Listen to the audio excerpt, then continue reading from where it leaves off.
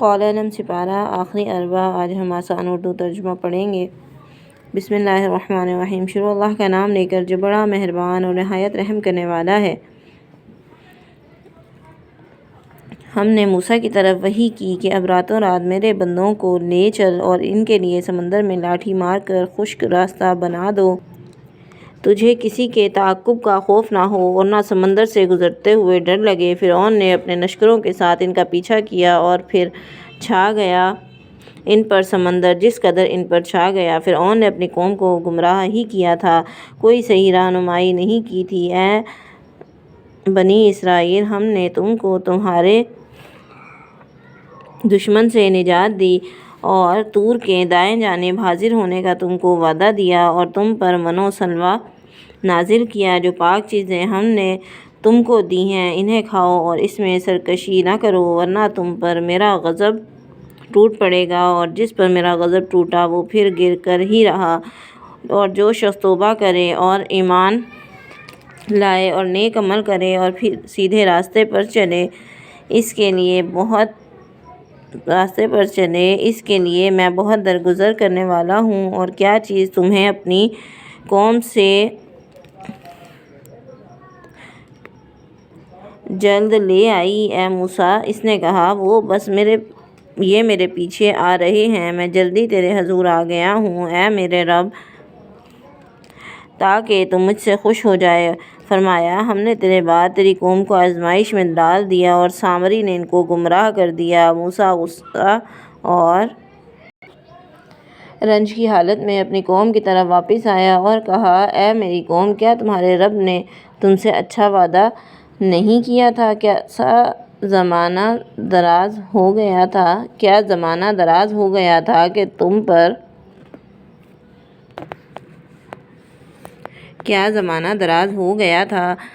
یا تم نے چاہا تھا کہ تم پر تمہارے رب کا غضب ٹوٹ پڑے کہ تم نے مجھ سے وعدہ خلافی کی؟ انہوں نے کہا، ہم نے اپنے اختیار سے تم سے وعدہ خلافی نہیں کی، بلکہ ہم لوگوں کے زیورات کے بوجھ سے لد گئے تھے اور ہم نے بس ان کو پھینک دیا۔ اسی طرح سامری نے بھی کچھ ڈالا اور ان کے لیے ایک بچھڑے کی صورت نکال لایا جس کی بیل کسی آواز تھی، اور لوگوں نے کہا یہ ہے تمہارا معبود اور موسیٰ کا معبود۔ موسیٰ اسے بھول گیا۔ کیا وہ دیکھتے نہ تھے کہ نہ وہ ان سے بات کا جواب دیتا ہے، نہ ان کے لیے نفع اور نقصان کا اختیار رکھتا ہے؟ ہارون نے اس سے پہلے ان سے کہا تھا کہ اے لوگو، تم اس کی وجہ سے فتنے میں پڑ گئے ہو، بے شک تمہارا رب تو رحمان ہے، پس تم میری پیروی کرو اور میرا کہنا مانو۔ مگر انہوں نے کہا، ہم تو اسی کی پرستش پر جمے رہیں گے یہاں تک کہ موسیٰ واپس آ جائے۔ موسیٰ نے کہا کہ اے ہارون، تم نے جب دیکھا کہ یہ گمراہ ہو رہے ہیں تو کس چیز نے تمہیں روکا تھا کہ تم میری پیروی نہ کرو؟ کیا تم نے میرے حکم کی نافرمانی کی؟ ہارون نے کہا، اے میری ماں کے بیٹے، میری داڑھی نہ پکڑو، نہ سر کے بالوں کو۔ مجھے ڈر تھا کہ تم کہو گے کہ تم نے بنی اسرائیل میں پھوٹ ڈال دی اور میری بات کا پاس نہ کیا۔ موسیٰ نے کہا، اے سامری، تیرا کیا معاملہ ہے؟ اس نے کہا، میں نے وہ چیز دیکھی جو انہوں نے نہیں دیکھی، پس میں نے رسول کے نقش قدم سے ایک مٹھی اٹھا لی اور اس کو ڈال دیا۔ میرے نفس نے مجھے کچھ اس طرح سمجھایا۔ موسیٰ نے کہا کہ تو جا، اب تیرے لیے یہی سزا ہے کہ تو زندگی بھر کہتا رہے کہ مجھے نہ چھونا، اور تیرے لیے ایک وقت مقرر ہے جو تجھ سے ہرگز نہ ٹلے گا۔ اور اپنے اس معبود کو دیکھو جس پر تو جمع ہوا تھا، ہم اسے جلا ڈالیں گے اور ریزہ ریزہ کر کے دریا میں اڑا دیں گے۔ لوگو، تمہارا معبود تو بس ایک ہی اللہ ہے جس کے سوا کوئی اور معبود نہیں۔ ہر چیز پر اس کا علم وسیع ہے۔ اے محمد خاتم النبیین صلی اللہ علیہ وآلہ وسلم، ہم ان لوگوں کے قصے تمہیں سناتے ہیں جو گزر چکے ہیں، اور ہم نے اپنے پاس سے تمہیں ایک ذکر، درس، نصیحت عطا کیا۔ جو اس سے اعراض کرے گا وہ قیامت کے دن گناہوں کا بوجھ اٹھائے گا، اور ایسے سب لوگ اس کے وبال میں ہمیشہ پکڑے رہیں گے، اور قیامت کے دن ان کے لیے یہ بوجھ بہت بڑا ہوگا۔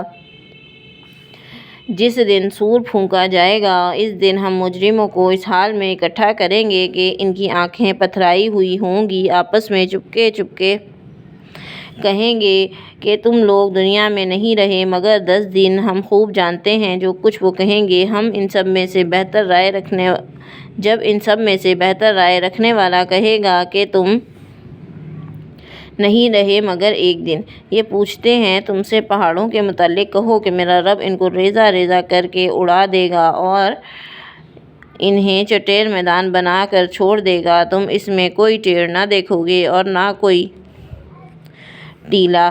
اس دن سب لوگ بلانے والے کے پیچھے چلے آئیں گے اور کسی میں کوئی ٹیڑھ نہ ہوگی اور آوازیں رحمان کے آگے دب جائیں گی، اور اس دن تم سرسراہٹ کے سوا کچھ نہ سنو گے۔ اس روز سفارش فائدہ نہ دے گی مگر رحمان جس کو اجازت دے اور اس کی بات سننا پسند کرے۔ وہ جانتا ہے جو کچھ لوگوں کے آگے ہے اور جو پیچھے ہے، اور دوسرے اس کے علم کا احاطہ نہیں کر سکتے۔ لوگوں کے سر اس زندہ و قائم خدا کے آگے جھک جائیں گے، اور نامراد ہوگا جس نے ظلم کا بوجھ اٹھایا ہوگا، اور جو نیک اعمال کرے گا وہ مومن بھی ہو، اسے ظلم یا حق تلفی کا ڈر نہیں ہوگا۔ اے محمد خاتم النبیین صلی اللہ علیہ وآلہ وسلم، اسی طرح ہم نے اسے قرآن عربی بنا کر نازل کیا ہے اور اس میں بار بار تنبیہ کی ہے کہ شاید کہ لوگ ڈر جائیں یا یہ قرآن ان میں ہوش پیدا کر دے، پس بالا و برتر ہے اللہ بادشاہ حقیقی، اور اے محمد خاتم النبیین صلی اللہ علیہ وآلہ وسلم، اس سے قبل کہ تمہاری طرف وحی پوری طرح نہ کر لی جائے تو قرآن پڑھنے میں جلدی نہ کیا کرو اور کہا کرو اے رب میرے علم میں اضافہ کر۔ ہم نے اس سے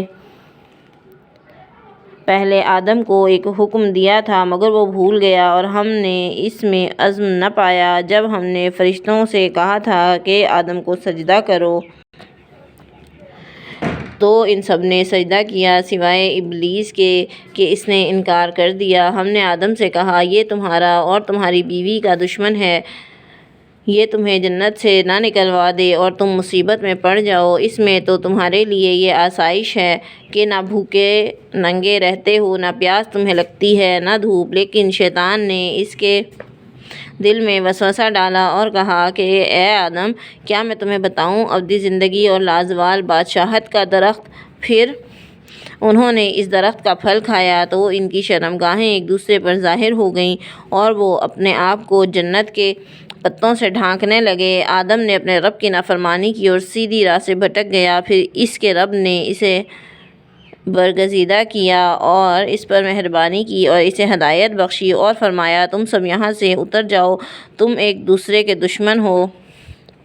اب اگر تمہارے پاس میری طرف سے کوئی ہدایت آئے تو جو میری اس ہدایت کی پیروی کرے گا تو نہ وہ بھٹکے گا نہ بدبختی میں مبتلا ہوگا، اور جو میرے ذکر سے منہ موڑے گا تو اس کے لیے دنیا میں تنگ زندگی ہوگی اور قیامت کے دن ہم اسے اندھا اٹھائیں گے۔ وہ کہے گا اے رب تو نے مجھے اندھا کیوں اٹھایا؟ دنیا میں تو میں آنکھوں والا تھا۔ اللہ تعالیٰ کہے گا اسی طرح ہماری آیات کو جب کہ وہ تیرے پاس آئی تھی تو نے بھلا دیا، اسی طرح آج تو بھلایا جا رہا ہے۔ اس طرح ہم اس شخص کو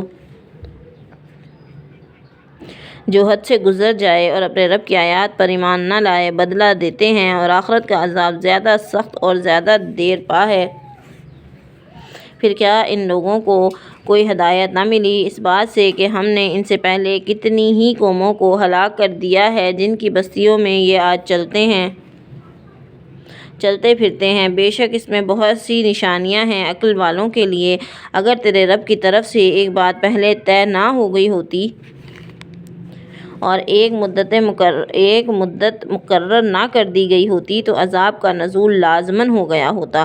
بس اے محمد خاتم النبیین صلی اللہ علیہ وآلہ وسلم، جو باتیں یہ لوگ کہتے ہیں ان پر صبر کرو اور اپنے رب کی حمد کے ساتھ اس کی تسبیح کرو، سورج کے طلوع ہونے سے پہلے اور غروب ہونے سے پہلے اور رات کے اوقات میں بھی تسبیح کرو، اور دن کے کناروں پر بھی شاید کہ تم راضی ہو جاؤ اور نگاہ اٹھا کے بھی نہ دیکھو اس سر و سامان کی طرف جو ہم نے ان میں سے مختلف قسم کے لوگوں کو دیا ہے دنیاوی زندگی کی زینت کے طور پر، تاکہ ہم ان کو اس میں آزمائیں، اور تیرے رب کا دیا ہوا رزق ہی بہتر اور باقی رہنے والا ہے۔ اپنے اہل و عیال کو نماز کی تلقین کرو، خود بھی اس پر پابند رہو۔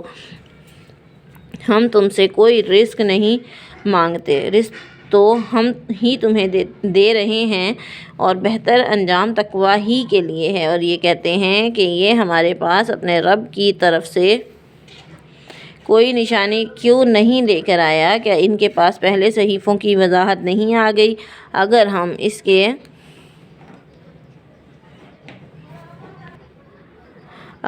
اس کے آنے سے پہلے ان کو کسی عذاب سے ہلاک کر دیتے تو پھر یہی لوگ کہتے کہ اے رب تو نے ہمارے پاس کوئی رسول کیوں نہ بھیجا کہ ہم تیری آیات کی پیروی کرتے قبل اس کے کہ ہم ذلیل و رسوا ہوتے۔ اے محمد خاتم النبیین صلی اللہ علیہ وآلہ وسلم، ان سے کہو ہر ایک انجام کار کا منتظر ہے، تم بھی انتظار کرو، ان قریب تم جان لو گے کہ سیدھی راہ چلنے والے ہیں اور کہ کون سیدھی راہ چلنے والے ہیں اور کون ہدایت یافتہ ہیں۔ صدق اللہ العظیم۔